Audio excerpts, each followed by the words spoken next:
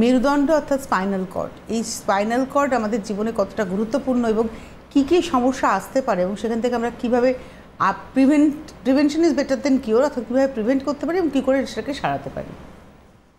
প্রথমত বলবো যে দেখুন, আমার প্রত্যেকটা ক্লিনিকে কম বেশি বা প্রত্যেকটা ক্লিনিকে এমন বেশ কিছু পেশেন্ট আসেন যাদের স্পাইন রিলেটেড সমস্যা।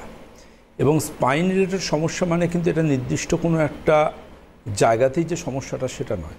স্পাইন রিলেটেড সমস্যা মানে কিন্তু সেটা একদম কাঁধ থেকে কোমরের শেষ অবধি, মানে হিপস অবধি, এটা মানে কমপ্লিট পুরোটা স্পাইন। এবার এক একটা জায়গায় এক এক রকমভাবে সমস্যাটা আসে এবং সেই লক্ষ্যটা এক এক রকমভাবে পরিগণিত হয়। সুতরাং দেখতে হবে যে কোন জায়গার সমস্যা।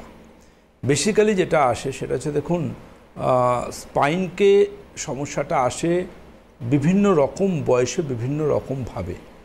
এবং ঘাড়ের দিকে যদি ব্যথা হয় সেক্ষেত্রে আমরা ডাক্তারবাবুরা সেটাকে সার্ভাইকাল রিজিয়ন বলি এবং সার্ভাইকাল রিজিয়ন ওরিয়েন্টেড পরীক্ষা নিরীক্ষা অ্যাডভাইস করি। যদি পিঠের মাঝখানে ব্যথা হয়, দ্যাট ইজ ডরসাল রিজিয়ন। এবার ডরসাল রিজিয়ন ঠিক কোন জায়গায় ব্যথা হচ্ছে বুঝতে হবে, T8-এ হচ্ছে না অন্য জায়গায় হচ্ছে সেটা স্পেসিফাই করতে হবে। আবার তারপরে আসে লাম্বার রিজিয়ন, তারপর লাম্বোস্যাক্রাল রিজিয়ন। কমপ্লিট এই জায়গাটাকে হচ্ছে মেরুদণ্ডের কোন জায়গায় কী সমস্যা আছে সেটা বোঝটা খুব স্বাভাবিক। মেরুদণ্ডের সমস্যা প্রথমত আসছে শৈশবে, আরেকটা আসে একটা টিনেজার এজ থেকে আপ টু 15 থেকে 25 এই বয়সের মধ্যে। আবার একটা আসে কিন্তু প্রফেশনাল লাইফে, আরেকটা আসে এল্ডারলি স্টেজে। এই চারটে সময়ের 4 রকম যে কারণ, সে কারণগুলো নিয়ে সংক্ষেপে বলার চেষ্টা করব। প্রথমত হচ্ছে আমাদের জাতির ভবিষ্যৎ কারা?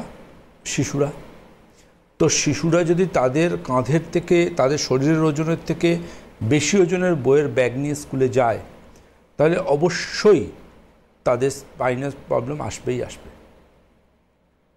যখন কোনো স্কুলে পিটিএম হয় এবং পিটিএমে লক্ষ্য করে দেখবেন কোনো একজন স্টুডেন্টের মাকে বা বাবাকে দাঁড় করিয়ে সব স্টুডেন্টদের সামনে সেই ছেলেটি কেন ক্লাসে বেশি কথা বলে, বা সেই ছেলেটি কেন পড়াটা একটু দেরিতে বোঝে, বা সেই ছেলেটি কেন 100 পাচ্ছে না, তো ছেলেটি বা মেয়েটি, তার জন্য সেই ছোট্ট নার্সারি বা ক্লাস 1, 2, 3, 4 একটা বাচ্চার বাবা মাকে দাঁড় করিয়ে কাউকে একটা চরম অপমান, গোটা ক্লাসের মধ্যে তার ফেস লস করানো।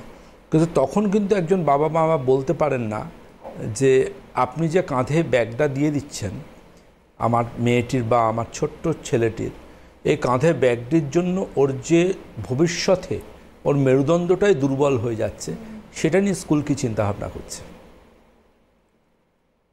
এটা কি খুব কঠিন যে পশ্চিমবাংলার প্রতিটা স্কুল, একটা ক্লাসে যদি 40টা করে স্টুডেন্ট থাকে, সেই 40টা স্টুডেন্টের জন্য 40টা একটা বইয়ের র্যাক কি করা যায় না?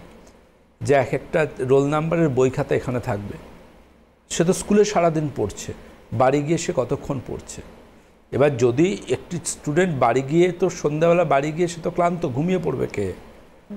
এবার সন্ধ্যাবেলা বাড়ি গিয়ে যদি সে বাড়ি গিয়েও সে রাত জেগে পড়বে, পড়ে আবার পরের দিন স্কুলে এসে সে মারাত্মক অ্যালার্টভাবে পড়াশুনো করবে, তার মানে জিনিসটা কি দাঁড়াচ্ছে? এভাবে তো অসুস্থ হয়ে পড়বে।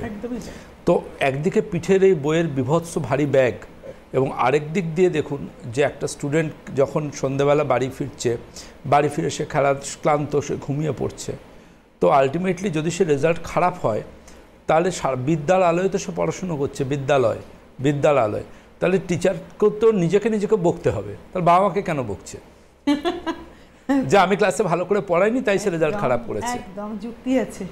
সারাদিন সকাল থেকে বিকেল অবধি স্টুডেন্ট ক্লাসে থাকছে, তো ক্লাসে সে পড়াশুনো এতটাই আমি খারাপ পড়াচ্ছি, যার জন্য দেখুন আপনার ছেলে বাজে রেজাল্ট করছে। আগেকার দিনে ব্রহ্মচর্যাশ্রম ছিল, বাবা মায়েরা পাঠিয়ে দিত আশ্রমে, যেখানে গুরুদের দায়িত্ব থাকতো তাদেরকে তৈরি করা, সেখানে রাজপুত্র এবং মানে কৃষকের ছেলে একসাথে পড়াশোনা করতে এক জায়গায়। একদমই তাই। তো আলটিমেটলি এটুকু হচ্ছে যেটা, সেটা হচ্ছে যে আলটিমেটলি আমরা কিন্তু একটা ছোট্ট শিশুকে তার জীবনের শুরুতে ওই ভারী বইয়ের ব্যাগ দিয়ে হাতে করে বাবা মার চোখের সামনে সে কিন্তু মেরুদণ্ডের বা স্পাইনের ডিফর্মিটিসের পেশেন্ট হয়ে যাচ্ছে।